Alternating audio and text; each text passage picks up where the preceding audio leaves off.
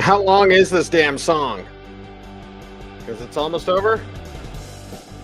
I guess this season's almost over. It's orange and blue today. It is talking about the Denver Broncos and some interesting news items to come out today for your Denver Broncos. Cecil Lammey soon and hopefully to be joined by Andrew Mason. And we'll chop it up. We'll talk about this Broncos team and everything that's going on there within and what it means for your Denver Broncos going forward. Of course, being joined by Mace. Always a pleasure, Mace. And I guess the first thing I got to ask is the Russell Wilson watch. You said he's probably not going to play. I don't think he's going to play. Today didn't practice. He's probably not going to play. Well, I'm going to say that I think he's going to play now. Oh, okay. As was said in the movie Draft Day, we live in a different world now than we did X amount of hours, X amount of days, X amount of minutes ago. We live in a different world now. And the world that we live in is Russell Wilson out there at practice with a helmet on. You can see the video over at Mace Denver on Twitter or at 1043 Fan on Twitter, or you can see it on my story about Russell Wilson at denverfan.com. He was going through individual work, so he was running around, he was throwing. That is congruent with phase 3 of the post-concussion protocol, where you can do individual football work during practice with the rest of the team, but it's strictly individual for up to 30 minutes. And so what we saw today would align with phase 3, which phase 1 would have been Monday, phase 2 would have been Tuesday, phase 3 today. That would mean phase 5 and out of it potentially by Friday if he continues on the current pace. So after seeing what I saw today, I think Russ is going to play on Sunday. Okay, ever changing in the National Football League, and it just depends on his recovery, right? Isn't that what they'll be monitoring the most? Is like, okay, you practiced. How do you feel after you practice? Right, and also they continue to put him through the battery of tests to make sure of where he stands as well. So there's the continued testing involved with it. Nathaniel Hackett did say that Russell Wilson was going to be in quarterback meetings throughout the week, so he's going to be getting the mental preparation, even though the physical preparation isn't going to, at least for now, be what it would normally be in a week. And the other thing is also, in terms of waiting on Russell Wilson, waiting on his status, neither quarterback talked today. And Brett Rippon, that we did as media tried to get him in the locker room, but no words coming. Russell Wilson did not have his usual Wednesday press conference. That doesn't mean we won't hear from him. It just means that he's not at a point where they would put him up there on the podium. You actually don't do media until you're out of the concussion protocol. So if he's at phase 5 and out of it by Friday, then we'll hear from Russell Wilson probably heading into the game. Yeah, and you don't dare talk to a player when he's in concussion protocol or else you get in trouble. I learned that with CJ Anderson years ago in the preseason. I think he got knocked out, and I just texted him in the locker room, and he texted me back like during halftime, like, I'm okay. And I went to Twitter because I'm a moron. And then I believe it was Eric Schubert, our dear friend Shuby, who was like, hey, Cecil, take that down. You can't talk to a player in the concussion protocol. Yeah, that's the rules, the rules that we live by. So anyway, but yeah, if I were betting, man, I'd bet on Russell Wilson playing on Sunday. Okay, well, I'm going to put my chips down with Mace, and then we'll just let the ball spin around the roulette wheel. Jose says, what about Randy Gregory? 21-day window now open, and Billy Turner there as well. Yeah, that's interesting. We'll start with Randy Gregory. He did do plenty of individual work today out there. You can see the video of that on my Twitter feed at Mace Denver. I would say if one of them plays this week, it would be more likely Randy Gregory than Billy Turner. Okay. So now that being said, I didn't really get a good look out there today. I got a better look at Randy Gregory, but also just with Billy Turner kind of doing the kind of back and forth thing as far as, he was on the roster but not playing, and then he was on the game day active roster in uniform but didn't dress for a while, and then he dressed and then he got hurt. Whereas with Randy Gregory, a little more cut and dry in terms of his process and what he's gone through. So I'd expect if you see one of them on Sunday, it'd be Randy Gregory. Although I don't think he would be on a full rep count. There's already a pretty liberal rotation of guys at the edge, but I don't think if Randy Gregory plays, I don't think you'll see him at the level of reps that he was getting prior to the injury. I think that might be a couple weeks down the line. A fairly newsy day, Mace. Yeah. Wednesdays aren't normally like this, but it was newsy for the Broncos, including Mike Boone on IR, including Frey Swain coming over. Got plenty of experience with Russell Wilson, so we could talk some wide receivers because you have the Sutton injury, the Hinton injury. You got Mike Boone down, which likely means more Divine Azigbo, or maybe just more Marlon Mack. We saw that work last week. Like, hey, more Marlon Mack's not a bad thing. Maybe. We'll see. We shall see. Yeah. But the thing is, you go a week out, and you might be able to get Chase Edmonds back, because he is eligible to come off IR next week, and we've seen him doing some work off to the side. Now, the other thing that is also looming over this is that you only have 3 activations from injured reserve left this season, and so you've already used 5. Randy Gregory, number 6. If Billy Turner comes back, number 7. And then number 8, that could be Chase Edmonds. Or Cecil, you're waving your arms around like you think it might be something else. You never know, right? You never know. But we'll continue to watch that situation closely. And hey, it's Arizona. It's Colt McCoy, who knows the system. Like, everyone's like, oh, it's a backup. Like, yes, it's a backup, but it's also a veteran that like runs that system really well. So I don't see this necessarily as a gimme. So it's nice to have these Broncos getting healthy to help them out in a game that I think can be tougher than people are projecting right now. Well, the thing is, when you have Colt McCoy out there, you got a little bit less to worry about because you're not worried about the dual threat coming from him. The thing that makes Arizona so dynamic and so difficult to defend when Kyler Murray is out there is the potential for an explosive Kyler Murray run that can discombobulate you. So you've got to, if you're a safety, if you're a linebacker, you've got to keep at least half an eye on where Kyler Murray is, because he can take off and get a quick 20 or 25 yards with his legs. And also because he can buy time with his legs and he can move around. Receivers like DeAndre Hopkins break off their routes, and some really magical things can happen at times. You don't have that threat with Colt McCoy. So it's easy. It's comparatively easier when you're, especially for the safeties, especially for the inside linebackers. You're going to see probably Singleton or Jewell covering Trey McBride, for example. McBride's getting a little bit more involved as the season's gone on for the Arizona Cardinals, the CSU product. So that job, it's easier. They can focus on coverage because Colt McCoy, he's, I believe, in his 13th season in the league. He's a reasonably good drop back passer at this point, but the mobility isn't there like it was a decade ago for him. So it does make things easier.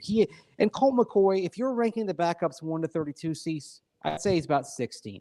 He is a mid-level second-team quarterback. Yeah, that's fine. You feel good if you have to start him for a couple games, but you don't want to play him the whole season, basically. Compared to Brett Rippon is respect on Brett Rippon. Yeah, like 30.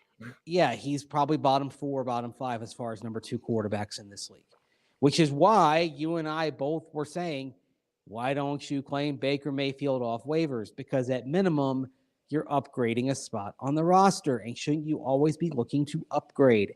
Yes. Yes. By the way, did you hear what your old friend Orlando Franklin said today regarding Netani Muti? I tweeted about it a little bit ago, and I've been checking my phone because I'm like, Patrick or Shuby or somebody's going to call me with my Shelby screensaver. But I was like, it's not a surprise that Netani Muti would pick the Raiders over the Broncos, because once the Raiders tried to sign him, we have right of first refusal, and they offered him a deal, and he reportedly chose the Vegas Raiders over the Denver Broncos. And I said, hey, it's not surprising given that you have Butch Berry as your offensive line coach.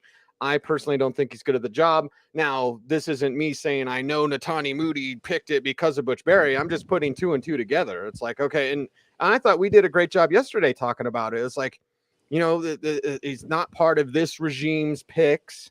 And there has to be some frustration, frustration that you were competing for a starting job and then you just got passed over for a rookie and then you came in and played better than the rookie. And then all these things with Netani Moody. So yes, Orlando Franklin kind of, stirred some stuff up today. So more news for the Broncos on an already heavy news day. And if you're Netani Moody, I always say, put yourself in the person's shoes. Right. Like you mentioned, he's competing for a job in training camp and throughout the offseason, competing to start, getting some first team reps out there, not because of injury, but just because he was in a competition. And then they cut him. He passes through waivers. You bring him back. And then this past week, I mean, they really thought Luke Wattenberg making his first NFL start against Chris Jones. They thought that was a better option than somebody who'd made 4 starts. It's in his career. It's just mind-boggling. I cannot blame Netani Moody for saying, yeah, I'd rather go to Vegas. I'd rather take my chances somewhere else because clearly they don't see something in me. I mean, I went back and rewatched the game yesterday, Cecil. I'm not sure that there have been more than 5 individual performances in a game on the offensive line this season that were better than what Netani Moody did. And even once he got out there, he was still only platooning with Quinn Bailey. My move would have been on Monday, immediately moving him up to the 53.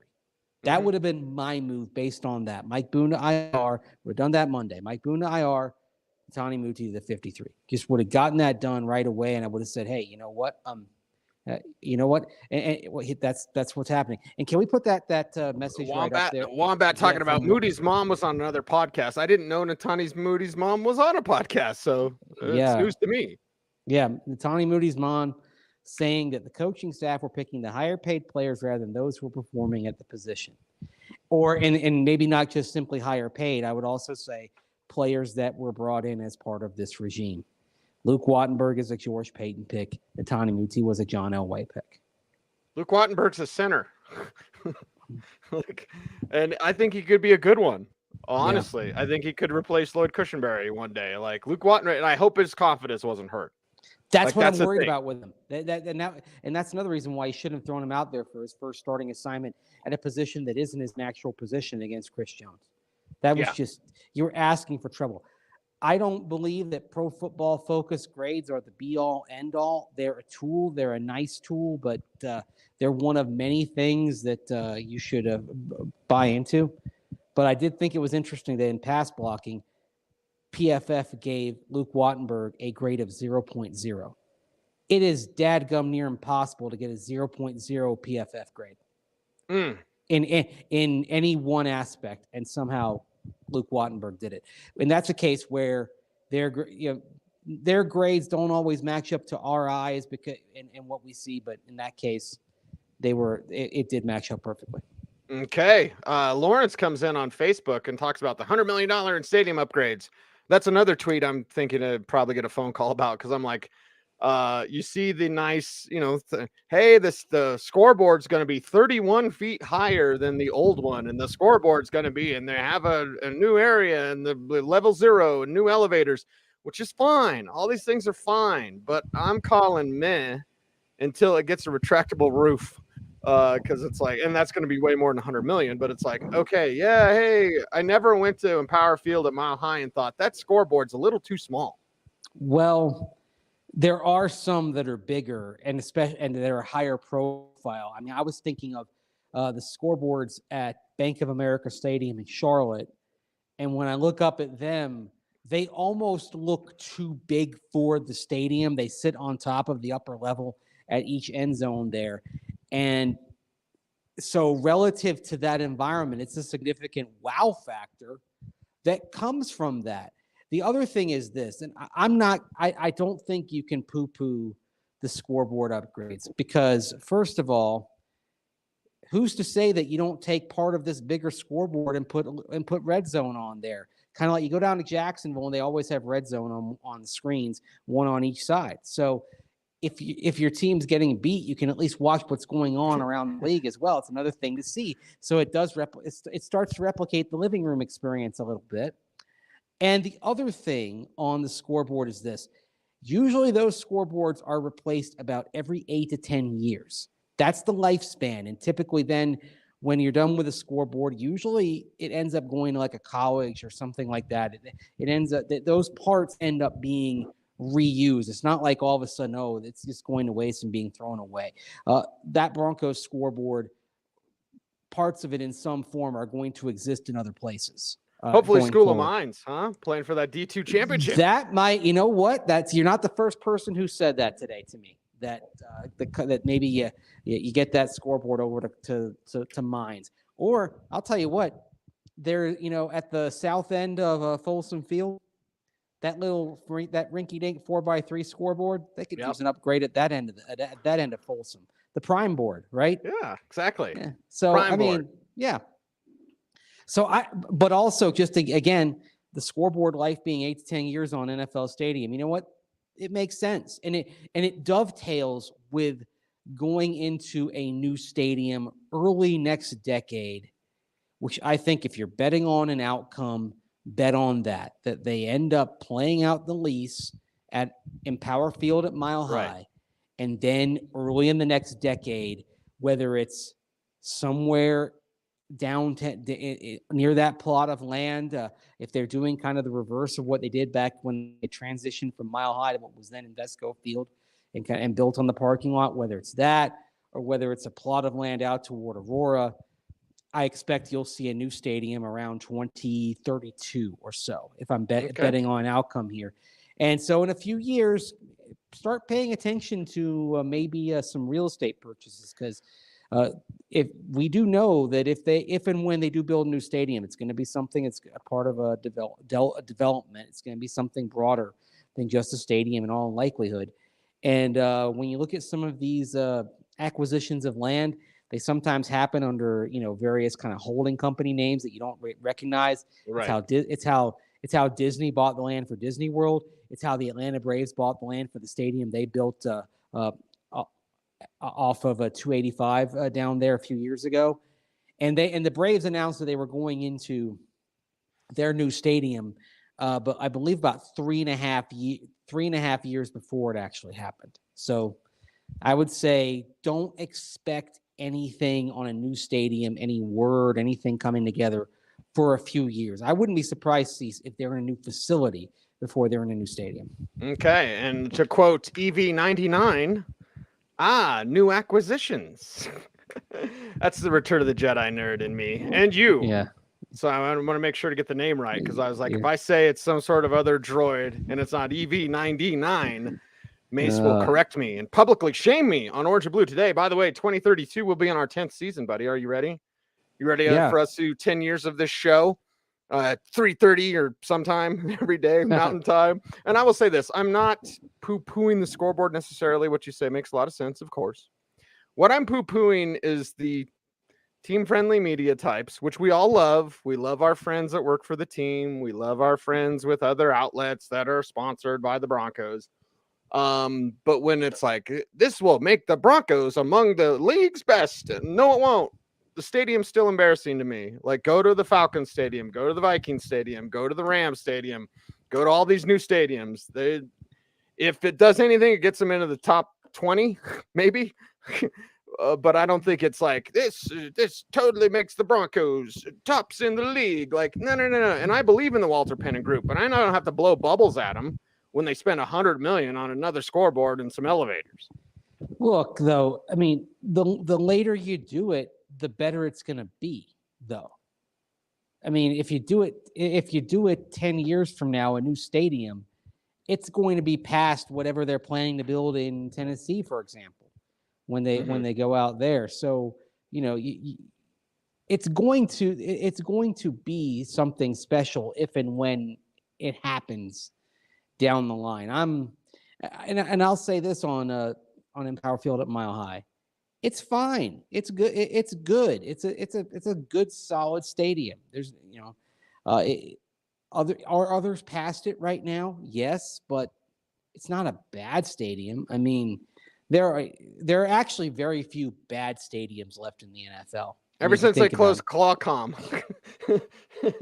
Well, the Raiders don't Oakland play Raiders, in Oakland yeah. anymore. Mm-hmm. On the baseball diamond. Miami just did a major refurbishment a few years ago on what is now Hard Rock. It was nice Stadium. for the Super Bowl. Yeah, that was nice. Yeah, I'd say when I look at the stadiums that are probably most in need of some TLC or something new, there aren't many. I'm thinking obviously Washington, but nothing's getting done in all likelihood until the team is sold, because it seems like Maryland, the District of Columbia, the state of Virginia, or the Commonwealth of Virginia, I should say, nobody wants to work with a Daniel Snyder run organization right now. So you got Washington. I think Jacksonville Stadium is one that could probably use some work. It's year 28, I believe, since the major refurbishments to the old Gator Bowl.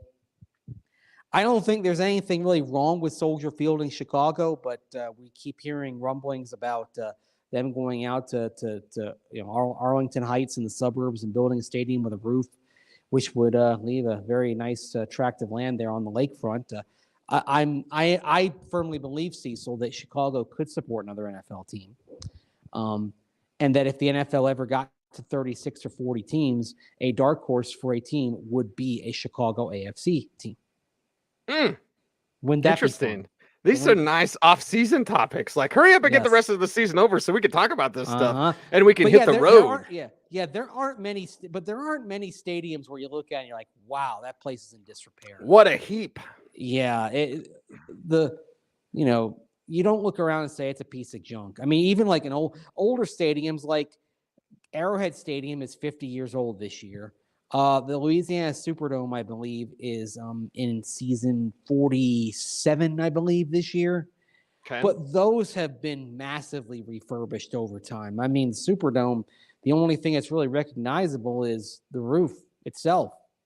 Everything, like on the inside, it's been completely redone, including the press box moving to a very bad spot. That's the thing. All the changes they made at the Superdome, they took a pretty good press box at mid-level, kind of toward one end in the corner, and they put it way up at the top.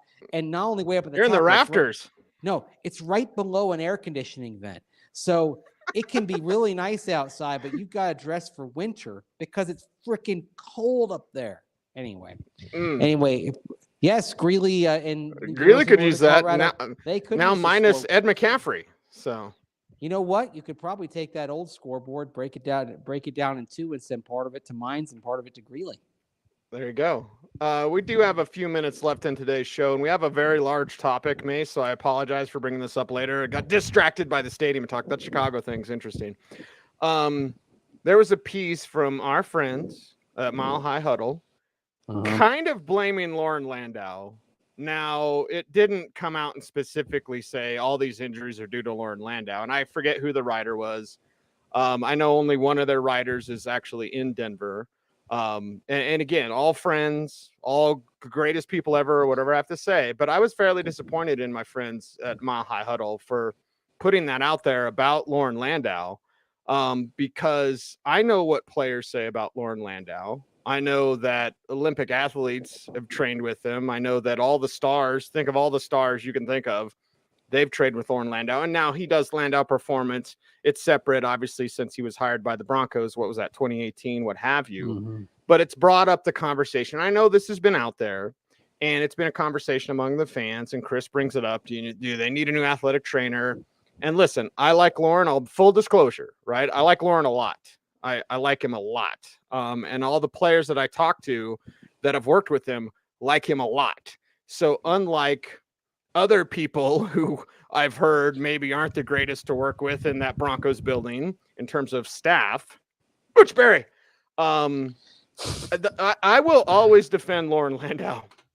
I will. I just will. And Mace, it's frustrating. It's confounding. It's confusing. And is Landau part of it? Yes, because these are his players that are getting hurt nonstop. But I'm not going to sit in some other state. And again, God bless our friends at Mile High Huddle. I was just disappointed in this piece because it kind of blames Lauren Landau. And I'm like, I'm not going to go there. Now I am biased because I know him, and we're friendly, I guess is the best way to put it. But like, I'm not going to write any sort of hit piece on Lauren Landau or go on the air and say this is Lauren Landau's fault. I wish it was figured out though. So Mesa, that's what you and I are here to do. It's very logical, very reasoned, without the out of state people that write hot takes about the Broncos. You know something? I mean, look, if Kendall Hinton doesn't play this Sunday, it's 12 players to miss at least one game with a hamstring injury. That's a fact. Okay. Yes. But what is that? Is that simply bad luck or is it bad training? I would say this. It's a combination of bad luck and also there are challenges, particularly with hamstrings and soft tissue stuff, that you face at elevation that you don't face at sea level. And look, some of it is you got to make sure, guys got to drink water, right? But you can tell guys to drink X amount of water. It doesn't mean they're always going to do that. So one thing I know from working in the building in previous years, they are getting the right instruction and guidance from Lauren Landau. Mm-hmm. And you speak of how many players speak highly of him. I mean, he is, this is all across the league. Right. If you move on from Lauren Landau and the question is, who are you going to get that's better? I don't know that you're going to find anyone better than Lauren Landau. That's the problem. Bingo. Here. Yeah. I think he is being blamed for things that are by and large beyond his control and are and more than anyone wants to admit, luck does play a factor. Injury luck is real. Yes. But the thing is, we are in a day and age, Cecil, where everybody says there has to be a cause. There has to be a reason. It can't be just, bad luck, for no reason. But when you look at where the Broncos have been injury-wise, the luck factor does involve. I mean, does get involved here. I mean, I'm sorry. Like, Garrett Bowles having a fractured ankle, that's a bad break. That's bad luck. Javonte Williams shredding his knee. That's not training. It's bad luck in a football injury, right? I mean, it's football. Guys are going to get injured, not just hurt, injured. So I think putting this at the feet of Lauren Landau is unfair. And again, if you let go of Lauren Landau, you're looking for somebody like Lauren Landau, right? It's like I know you hate baseball stories, Cease, but 41 years ago, Ted Turner, media mogul, then owner of the Atlanta Braves, fired Bobby Cox. And at the press conference, he said he was looking for somebody like Bobby Cox to be his next manager. And it's like, Ted, what were you doing here? And then 5 years later, he brought him back as like the team president, VP of baseball operations, and eventually became the manager again and was very successful. But yeah, that's sort of like, I mean, if you're firing Lauren Landau, you're looking for somebody like Lauren Landau. Like, well, you just had the OG right there in your building. Yep. Fantastic. And that's why we can have these conversations. Like I understand why the conversation is being had. I understand why someone out of state is writing about this. I'm disappointed in that sort of piece when you're not here to ask the questions, when you don't know players, when you're not inside the building, when you're not in the locker room. Like, and again, this isn't a local blogger thing, okay? Because I worked for Bleacher Report for 3 years. Now I was also in the building. I was also in the locker room. But like, this isn't that take, right? I'm all for fans writing blogs and having exposure and all these sorts of things, but just be reasoned and be rational and talk to people, don't just write stuff and be like, this is Lauren Landau's fault. Cause it's not that easy, but I'm glad, like pot stoner degenerate Jason says, like, I'm glad Mace outside punishing those cold numbing cheeks. Okay. You know what? One for the ages. If the weather had been like it were back about noon today, I would be outside right now. It was nice. But the winds have seriously kicked up in the last hour and a half. So that's why I got inside, although someone else says there's a laptop open over here. Okay. So, but no one has come back in. I've had this room to myself. This is the this is kind of the 9 News NFL Network Right, room. right. That's You James can kinda- Palmer's domain. Yeah, like when James needs a backdrop, that's the NFL Network logo. It's on that flat screen that's over my shoulder there. Yeah. And you even got a Bronco backdrop there too. So yeah. Yeah. But you're always touch and go when you're in that room because you're like, if someone needs it, you got to leave, right? Because if 9 News doing a live shot and Mike Kliss doesn't want to go back to Golden or whatever, like, yeah, you got to leave. So anytime I've done shows in that room, I'm always like looking over my shoulder, like make sure no one comes in because we don't want to impose. You remember the room at the old media room that was like kind of off to the side, little closet thing. It was basically the podcast room, right? Yeah. Yeah. And then during the 2019 season, they told us can't do podcasts anymore because there was some complaints, like too many people want. I think I can't confirm this, but I believe it was the Denver Post who complained about a place where I used to work doing our podcast in there. Yeah. Yeah. I mean, yeah, the little media wars, right? Yeah, these media grape sessions and all that. I mean, that's part of the sausage being made that no one really wants to hear about. So, actually, you know who digs it the most? We do. Not you and me, but nobody cares about media beef more than the media. Did you hear what such and such tweeted? I'm like, no, I don't care. I don't pay attention to Twitter. Like, I mean, why would I care? It's like, and then when it gets really wild, like it did with the infamous "Don't confirm the Nikki" accidental tweet. Right. Don't confirm the Nikki. There you go. That was the peak of it right there. Don't confirm the Nikki. Yeah. And the funny thing is, Tommy says super fans care, and I'll wrap it up with this, and then we got to run. But like, it may seem contentious on Twitter. Yeah. But we've all been around each other enough. Nobody says anything to anybody. Yeah. So if two people are beefing, and then when they stand on the sidelines, they either don't say anything to each other or they just start chopping it up. Like, no. This isn't like some other markets where the media members have actually gotten in fights with each other. That hasn't happened. I mean, that's one thing where you're reminded that this is not Philadelphia. This is not New York. This is not Boston. It's basically it's more intense than some places, but we don't rise to that I-95 corridor of intensity, as it were. Right. So all right, it's all right. That is a wrap. Yeah, we are what we are.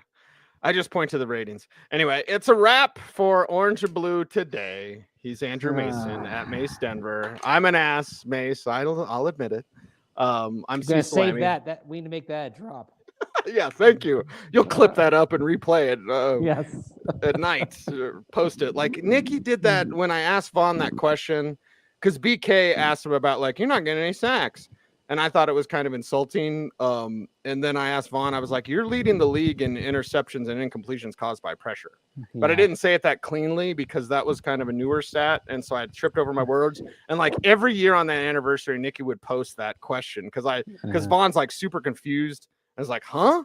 Well, that's a stat. And I didn't say it very cleanly. And so I sounded like a moron. So yeah, most embarrassing moments replayed for you on Twitter. Well, you just you mentioned BK, and there's somebody who often tells us that BK is very special. No better way to wrap up today's program. He's Mace, I'm Cease. Until next time, be safe, be kind, know that you are appreciated, stay tuned, and as always, stay frosty.